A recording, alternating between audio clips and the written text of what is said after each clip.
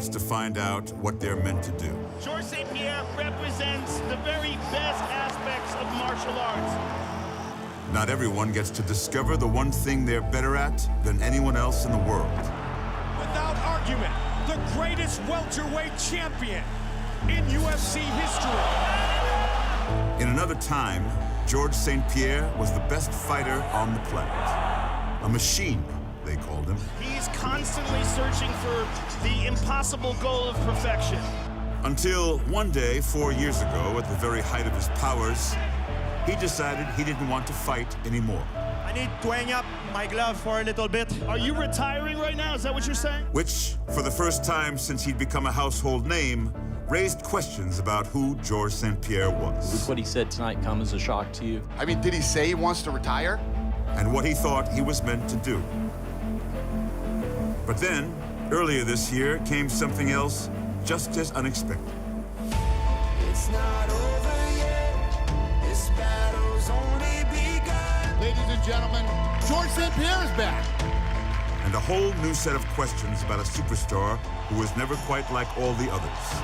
Why was now the right time? Has fighting passed St. Pierre by? What ultimately convinced you that you were capable of being the old GSP? It's not over yet. Or could this be the beginning of a whole new story of glory? Now that we've pulled the thread, what's coming can't be undone. This is the tale of all the reasons you won't be able to look away as one of the greatest ever makes his return.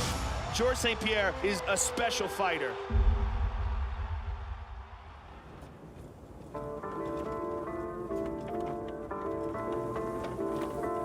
Every legend starts somewhere, and the legend of Georges St. Pierre started in Quebec, Canada, 20 miles south of Montreal.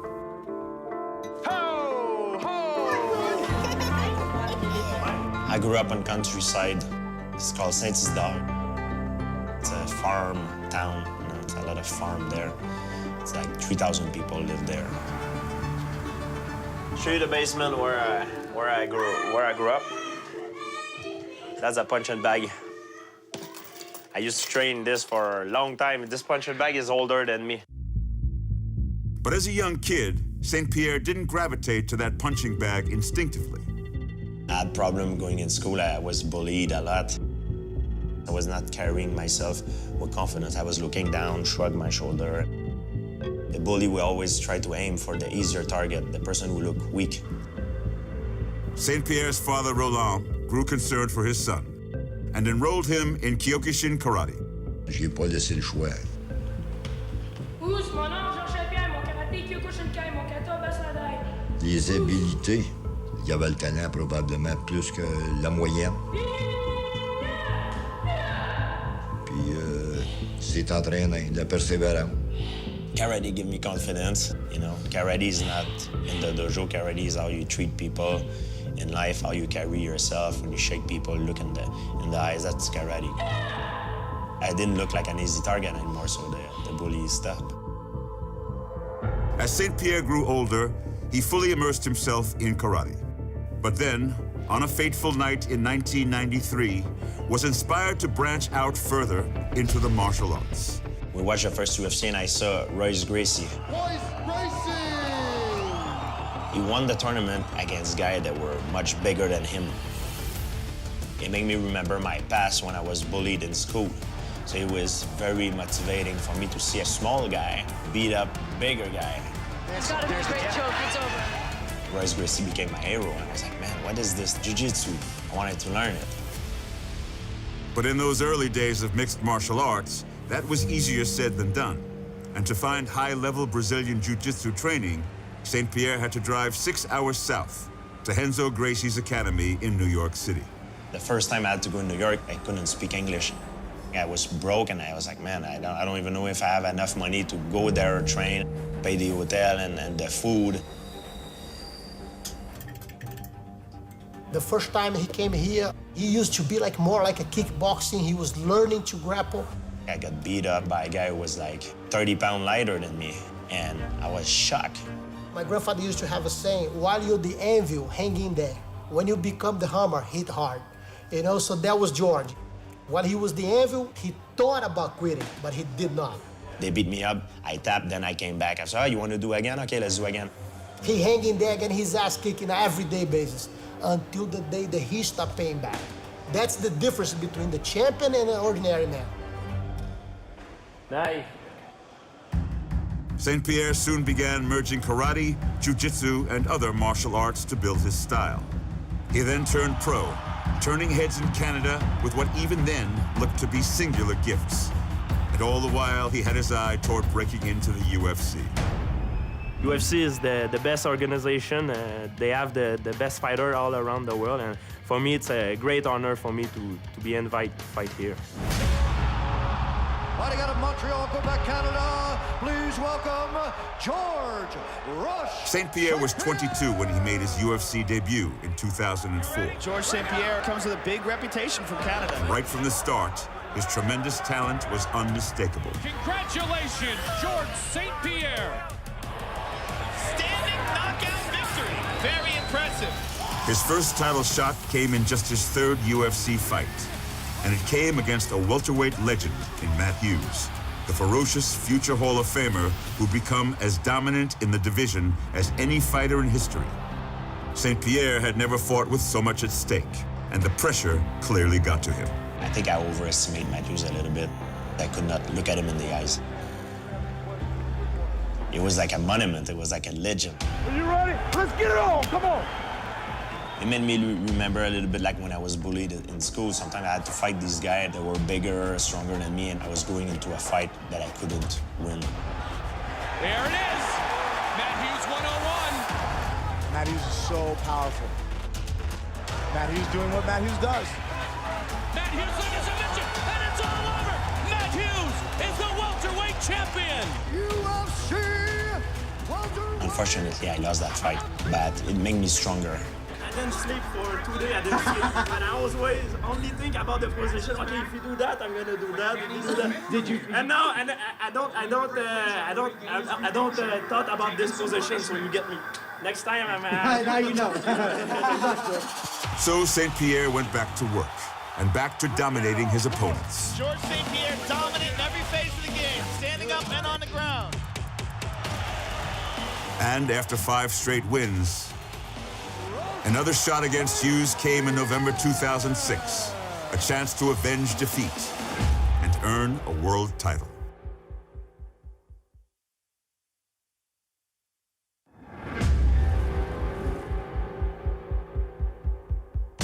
Two years after his first chance at Matt Hughes for the world title, George St. Pierre got another shot. But this time, he wouldn't be overwhelmed by the moment. I realized that I had all the tools. I was very confident, and I knew I was going to win. Are you ready? Let's get it on. So much stronger mentally than he was when they first met. That night in Sacramento, every strike seemed to signal the coming of a new era. Head kick, down goes Hughes. Oh, he's hurt. St. Pierre trying to finish it with the elbow, and it is all over. George St. Pierre was 25 years old.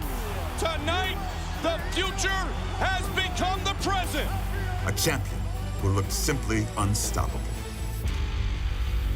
His next fight came against Matt Serra, who earned his title shot after winning the UFC's reality show, The Ultimate Fighter.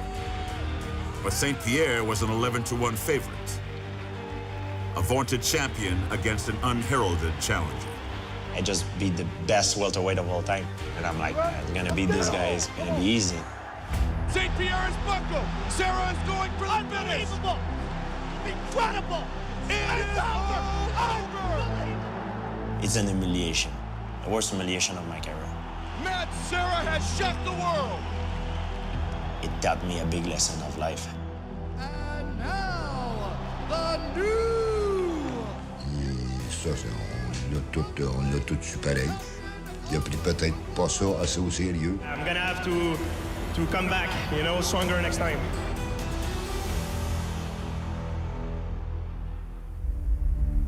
The setback may have been embarrassing, but St. Pierre was determined to make the most of it. And his first move was to make a change in camp by hiring a new head coach.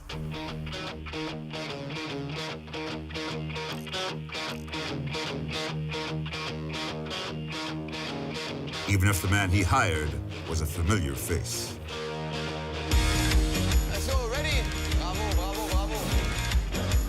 Boy, beautiful. The decision turned out to be the birth of one of the most successful fighter-trainer relationships in the history of mixed martial arts. When George was going through his career, I was always an assistant coach. I was always helping him out.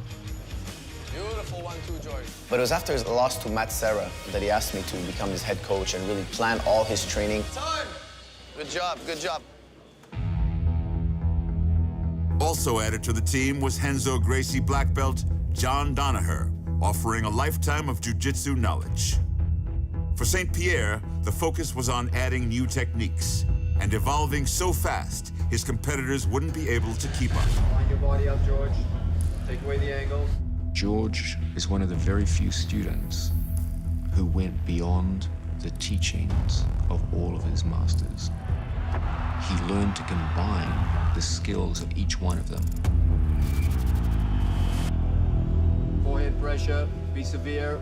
But no one person ever taught George to bring all those skills and merge them. That was done by himself.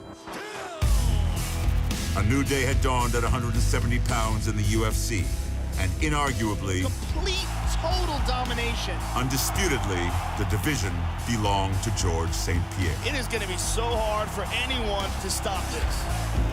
I can see now why he's the champion. George was in the golden era of the welterweight division, and George cleaned out the golden era. That shows why he's the pound-for-pound #1 fighter in the world. Staying on top, it became an obsession for George St. Pierre. He is constantly searching for the impossible goal of perfection. And as he chased perfection, everyone else chased him, one opponent after another, each one ever more hungry to dethrone him. No matter how good you get, what status you reach, there's always going to be someone looking to take what you have. That's who I am to George right now. Every time I was fighting a guy, the moment I was beating him, I knew right away was another guy in line. My brain, the way it switches, right away I'm done with something, boom, no rest. Start thinking about the next challenge.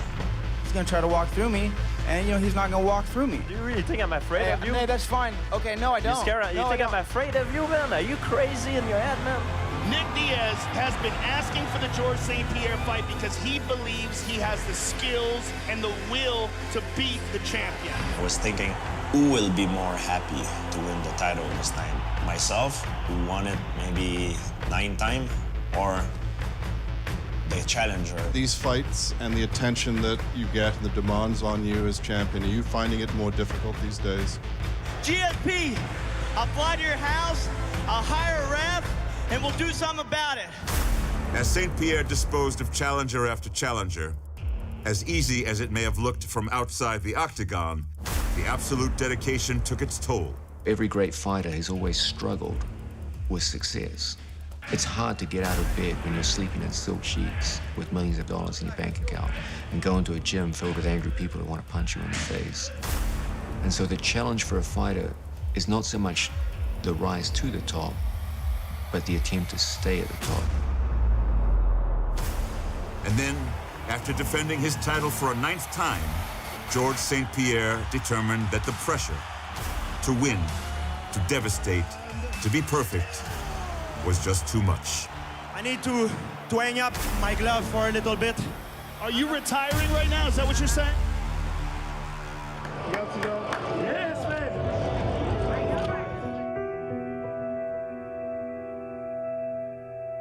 I have so much stress, so much stuff going on in my life. I don't know what to say. I mean, it is what it is, you know?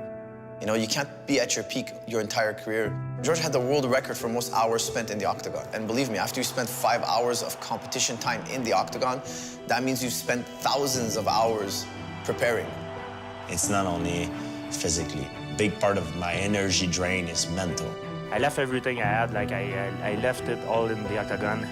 It's not an healthy way of living. A legend had stepped away, but he'd also not shut the door on the idea of a return.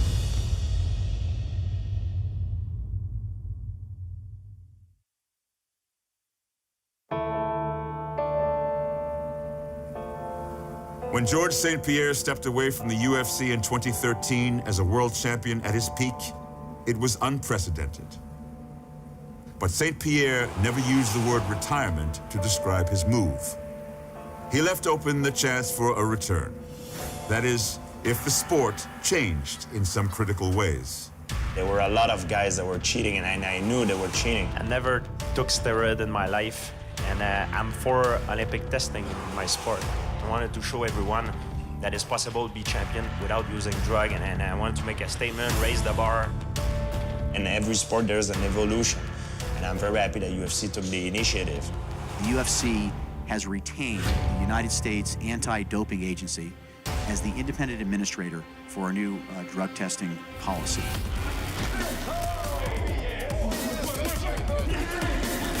Oh, yeah.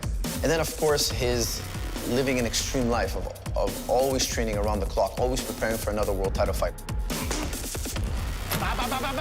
It's a grueling aspect of his physical training, prepping for a fight.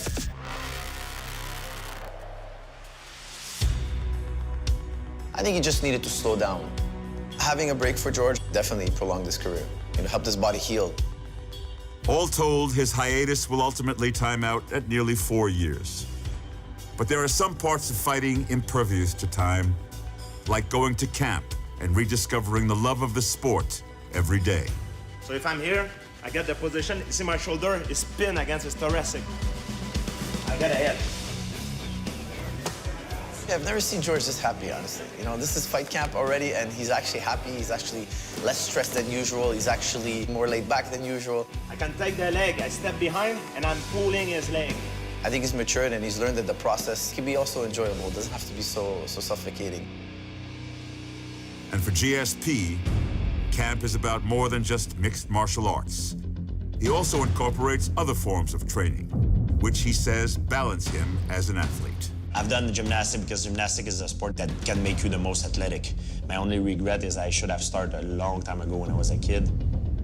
Gymnastics is the best way of training.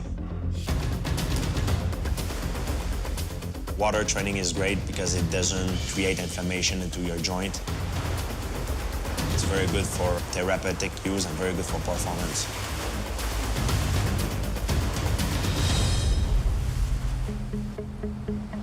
Then there are the more distinctive aspects of his preparation, which are completed at Quebec's Olympic Training Center. I work with neurologists to increase my reaction time. Oh, yeah. The symbol have no real meaning. So George have to interpret what symbol correspond to left or right foot. As soon as you understand which symbol correspond to which foot, you have to react as fast as possible. If we react too fast, we consider that's anticipation. Yes! 34. Oh my God, yes! It's my record. I just beat my record. At the beginning, he used to be an average in 500 milliseconds. Now, his average score is around 150 milliseconds. The best out of me have not been shown yet. I feel on the top of my game right now.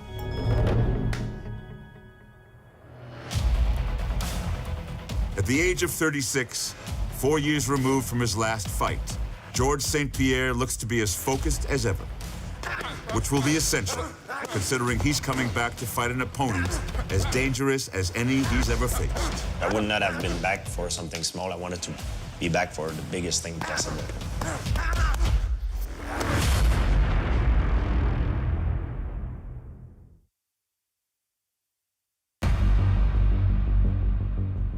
For his return to fighting, George St. Pierre only wanted something big.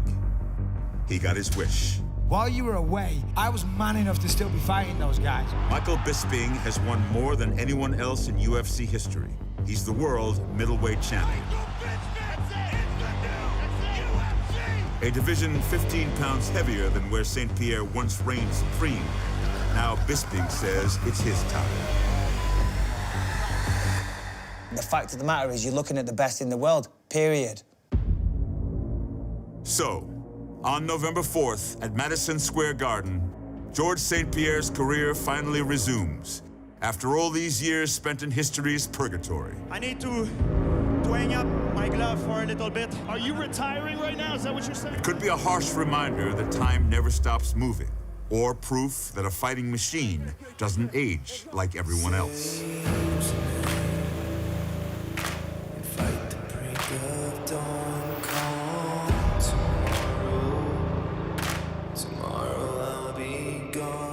Either way, what's undeniable is that in stepping into the octagon with Michael Bisping, George St. Pierre is risking everything. His legacy, his body, his story. While also seeking to join a select group who've won world titles in multiple weight classes. That's gonna spark that competitive fire again in him. And it's a challenge, it's a higher bar. It's a higher bar to clear.